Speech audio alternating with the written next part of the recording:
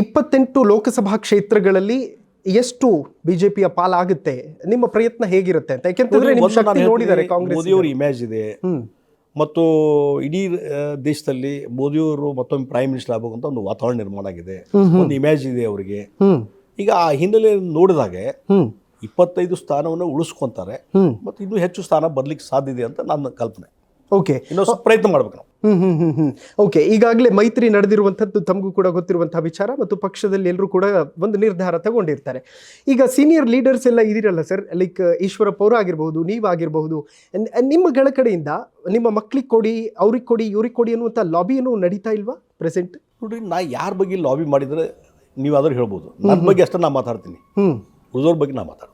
Okay, ಅಲ್ಲ ನಿಮ್ಮ ಮಕ್ಳಿಗೆ ಕೊಡಿ ಅಥವಾ ಸೊಸೆ ಕೊಡಿ ಎಲ್ಲಿ ಕಿಡೆ ಇಲ್ಲಲ್ಲ, ಇಲ್ಲಿ ಕಿಡೆ ಇಲ್ಲಲ್ಲ. ಬಟ್ ಯಾವುದೇ ಲೆಕ್ಕಾಚಾರ ಇಲ್ಲದೆ ಅದು ಹೇಗೆ ಕಮ್ ಬ್ಯಾಕ್ ಆಯ್ತು ಅಂತ ನಂಗೆ ಅದ ಅರ್ಥ ಆಗೋಲ್ದು. ಏನೋ ಅಂತ ಎಲ್ಲ ಲೆಕ್ಕಾಚಾರ ಮಾಡಿ ಅಂತಂದ್ರೆ ಯಾಕೆ ಇಂಟರ್ಪ್ರಿಟೇಷನ್ ಮಾಡ್ತೀರಿ? ಎಲ್ಲಾ ಪೊಲಿಟಿಕಲ್ ಲೀಡರ್ಸ್ ಇದ್ದಾಗ ನಾನು ಅಲ್ಲ,